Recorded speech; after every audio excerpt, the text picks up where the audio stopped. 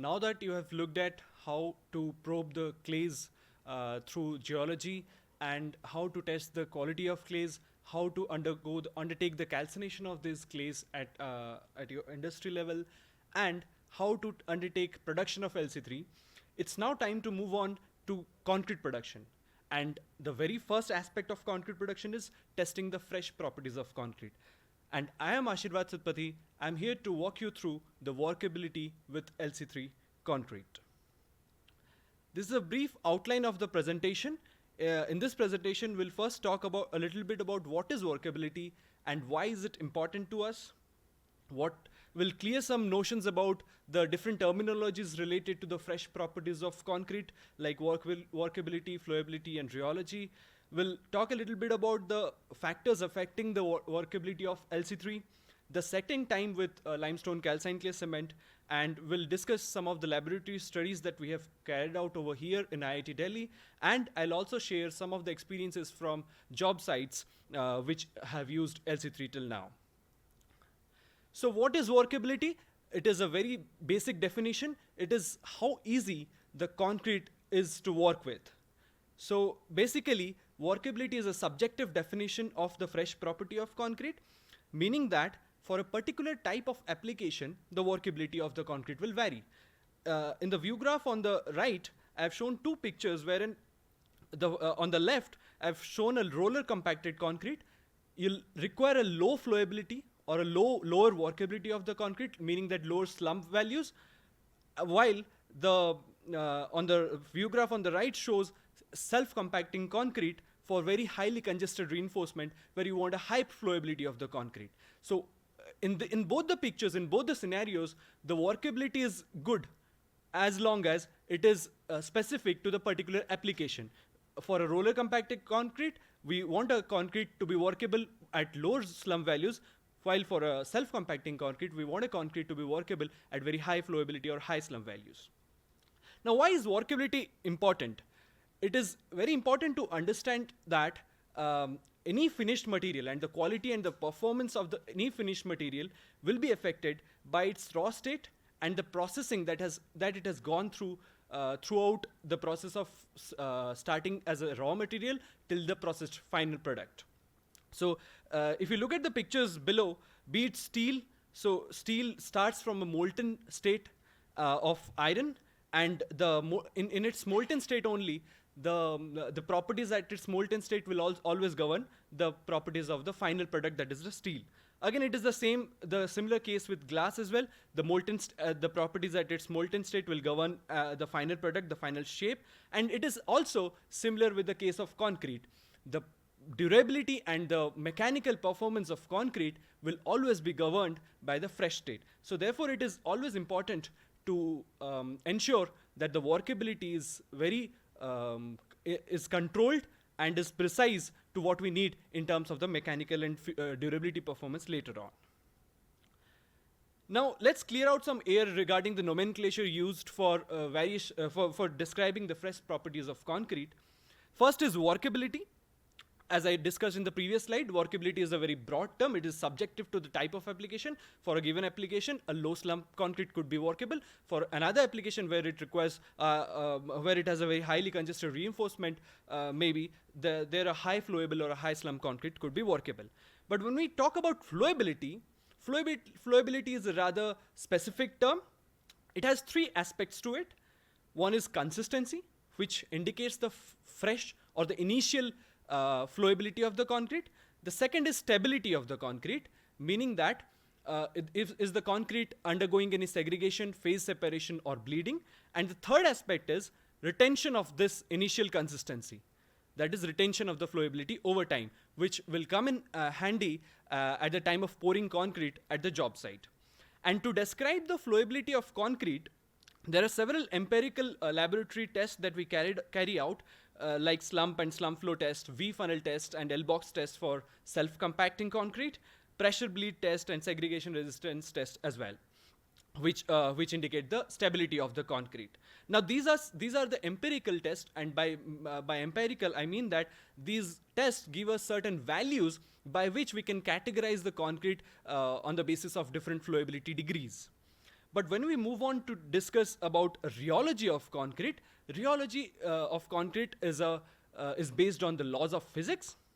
It gives us a holistic characterization of the fresh behavior of concrete, and it uses parameters like yield stress, viscosity, and structuration rate, and the revolution with time, and these parameters are directly derived from the laws of physics. Now that we have cleared out the notions regarding the different terminologies used for characterizing the fresh properties of concrete, here is a non-exhaustive list of different factors affecting the fresh properties of limestone, calcine, clay, cement, or concrete. The first is the clay morphology. We'll be discussing each of these factors in brief in the coming slides.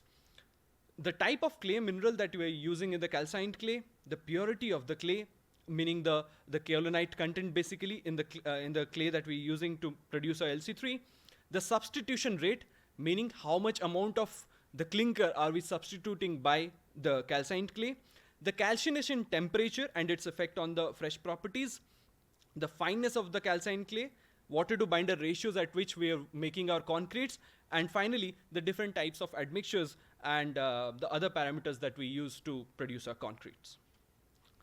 So we all know that clay or calcined clay have a layered structure. As you can see on the view graph on the right, they have a layered microstructure, and this layered microstructure and the large interlayer spaces between the clay sheets give rise to a high water demand of the clay. The water gets absorbed in between these layers, and therefore it is not available in the concrete itself to make it flowable. On the other hand, when we use PC-based admixtures to enhance the flowability of our LC3 concretes, these PC molecules get intercalated between the clay interlayers and also get adsorbed on the surfaces of the clay minerals, and therefore they're again not available to disperse the cement particles in the system, and therefore this raises the superplasticizer demand of the concrete. Now, we talked about the different clay minerals and their effect on the flowability of LC3. Just to show you a brief description about that, when we talk about non-expansive clays like kaolinite or illite, the basic mechanism by which they interact with the admixtures or the superplasticizers is through physisorption, meaning there is a physical bond or a very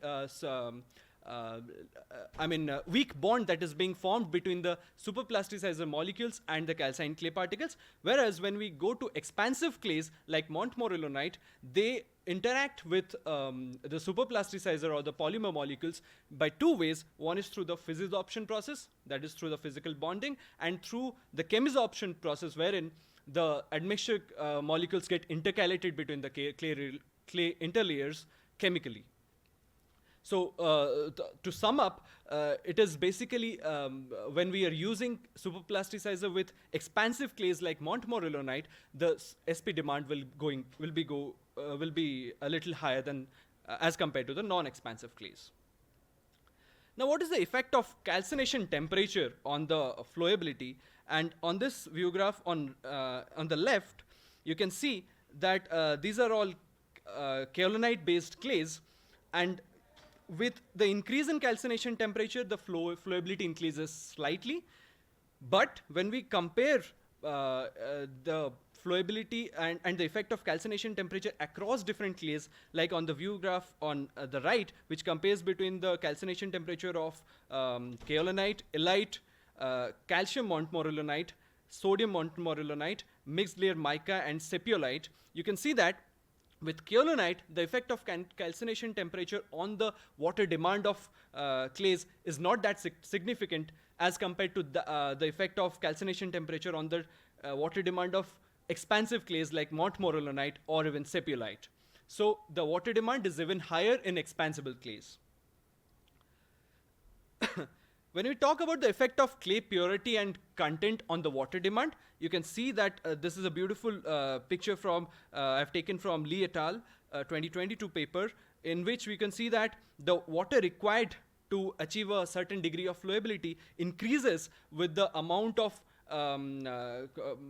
amount of replacement level of the calcined clay in the cement, and also with the purity. Like you can see over there, with the increase in purity from 23% till 86%, with the increase in the kaolinite content, the water demand also increases. Similarly, on the right, with the increase in replacement level of the calcined clay in the cement, you can see that there is a rise in the water demand as well. And what about the superplasticizer demand and its effect, and how is it affected by the clay purity and content? You can again see that the PCE dosage required increases with the amount of PCE that is getting absorbed into the clays, meaning that the amount of clays that is present in the cement will absorb a higher amount of PCE, and therefore the PCE demand will increase. Again, with the increase in kaolinite content of the clays, the superplasticizer demand also increases. Now, this is an interesting feature where the authors have compared between different kaolinite content and different varying fineness of the clays, and how both of these factors affect the flowability or the workability of LC3. And it was seen that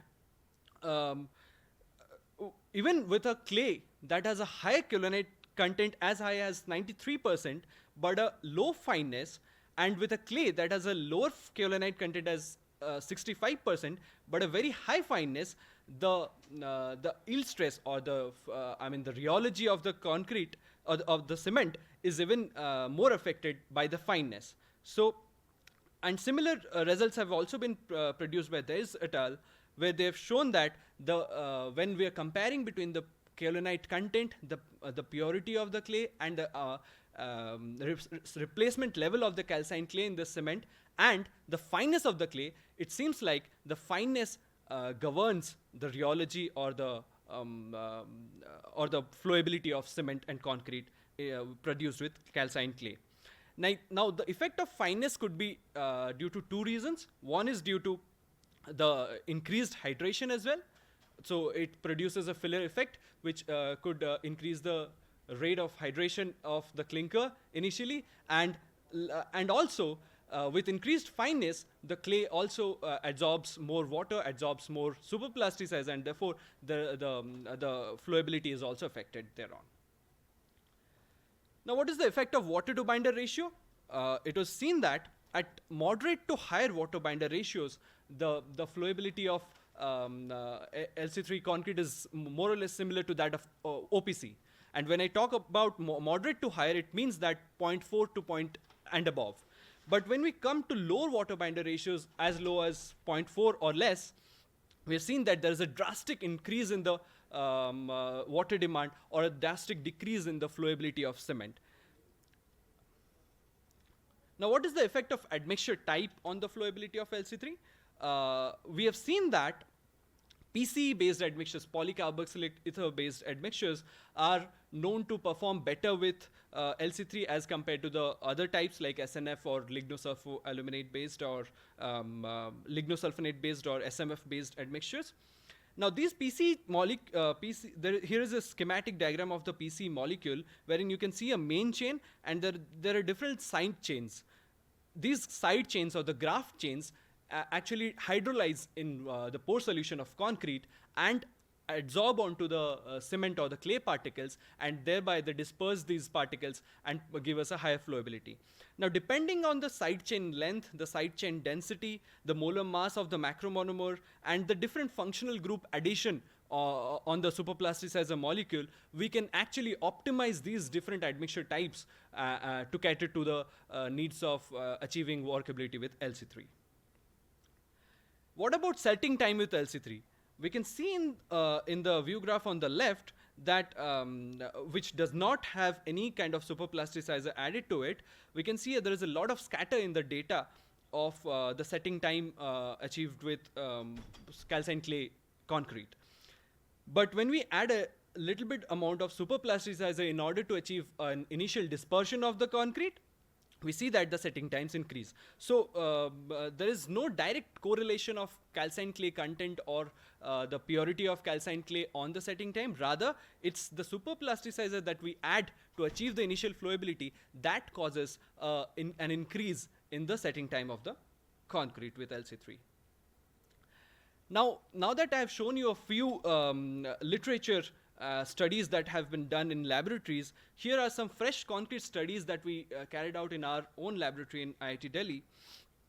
And so first of all, we tried to make self-compacting concretes at 0.4 water to binder ratio using ordinary Portland cement. We carried out several trials, and we found that it is pretty hard to achieve a target flow of 700 plus minus 20 mm by using only ordinary Portland cement to make self-compacting concrete. There is a high amount of bleeding when we increase the superplasticizer dosage, and the mix is always unstable, and we're not able to achieve a very high flowability even if we increase the powder content as well.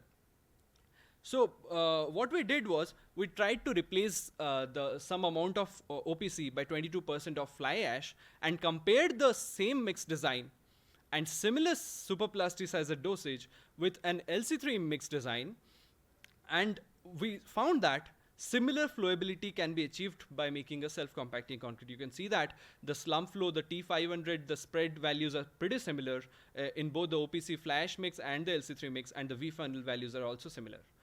Now, what is interesting to note here is that, first of all, the superplasticizer dosage required by both the mix designs, the OPC fly ash mix design and the LC3 mix design, are pretty similar for the same kind of flowability. And even what is even more interesting to note here is that the OPC content that is required to make the LC3 for the same flowability is around 254 kgs, while the OPC content required to make the OPC fly ash mix for the same flowability is around 360 kgs. So we are able to achieve additional sustainability in concrete alone just because that cement, the LC3 cement has a low specific gravity, has a high volume of powder content, and therefore we are able to achieve very good stable mixes, concrete mixes with concrete. So it is possible to achieve 30% less, or to go till 30%, use 30% less OPC for the same flowability in our LC3 concretes. But what about retention of the flowability?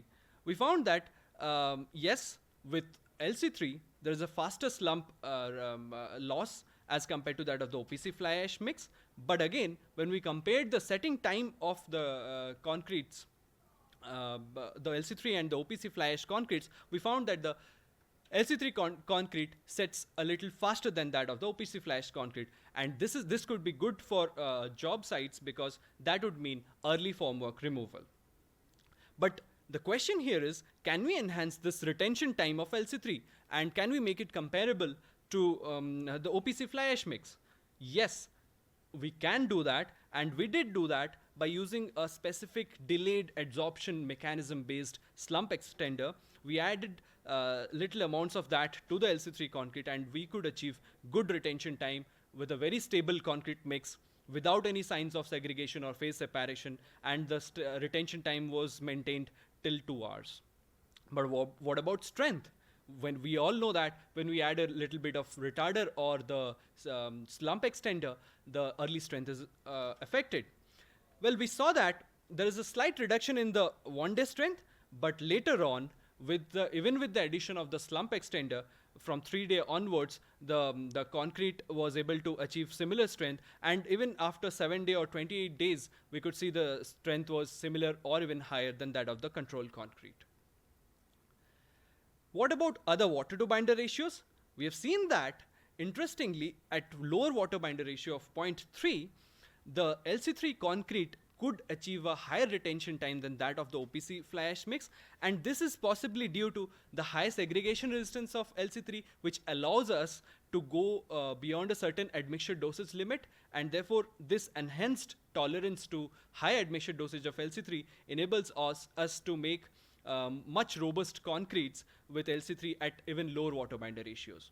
You can see on the view graphs on the right that at 0.3 and 0.4 water to binder ratios, the concrete looks much more stable, much more homogeneous, much more robust as compared to that the concrete at 0.5 water to binder ratio. And this essentially means that it is very easy to make high strength concretes using low water binder ratios just by increasing the superplasticizer dosage, at least with the currently available admixtures. We know that with the availability of much efficient superplasticizers, this superplasticizer dosage could go down, but then it is possible to make very good high strength, high flowable concretes using LC3 at low water binder ratios. Now here's a interesting topic. I want to start it by, you all must have heard about lemon chicken, right? So it's a very delicious soupy chicken delicacy that we just make by adding a pinch of lemon to it. Now we wondered that can we add a pinch of lemon solution or lemon can we squeeze a bit of lemon into the concrete to make it soupy and very flowy and deliciously flowy concrete out of it? And we did achieve that. We, as you can see in this video, the site operator is squeezing a lemon along with the superplasticizer into the concrete mixing water, and then we added that mixing water to make the concrete. And on the right you can see we could achieve a great flowability with the concrete, which they were not able to achieve initially without the addition of the lemon. Now I'm not telling you to go around squeezing lemons in your concrete. You can keep your lemons to making lemon chicken and lemonades for yourself. What I'm telling you is that citric acid is a very is a known retarder for cement hydration. What it does is it restricts the initial formation of the hydration products, and thereby it is able to provide us with a higher initial flowability. So the point here is that there are low-cost solutions that are available to achieve good flowability with LC3 concrete. Only more research is needed in this regard. Now, often we're faced with a question when we visit job sites, is that are such high SP dosages allowed to be used in LC3? Well, I've taken this excerpt from Indian Standard 456/2000, wherein it says that dosages of retarders, plasticizers, and superplasticizers shall be restricted to 0.5, 1, and 2% respectively by weight of cementitious materials, unless a higher value is agreed upon by the manufacturer and the constructor based on performance test. So yes, the codes do not, of course the code put a restriction based on the initial early strength and the setting time of concrete, but in the case of LC3 that is not the problem, and therefore the codes also allow us to use a higher amount of superplasticizer, because with LC3 the setting time is not a problem, and therefore we can add a higher amount of superplasticizer if it is agreed upon by the manufacturer and the constructor. So to summarize this talk, we've seen that workability of cement and concrete is important to ensure better performance in hardened state related to the mechanical and the durability performance.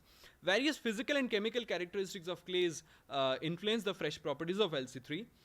LC3 concrete have a high segregation resistance and work well with optimally plasticized systems. Well, more research and development is needed on developing much efficient admixture chemistry to address the issue of high superplasticizer dosage to attain a certain degree of workability. And finally, we need to make industry understand that high superplasticizer dosage is not necessarily bad quality or high cost concrete. So that will be all. Thank you.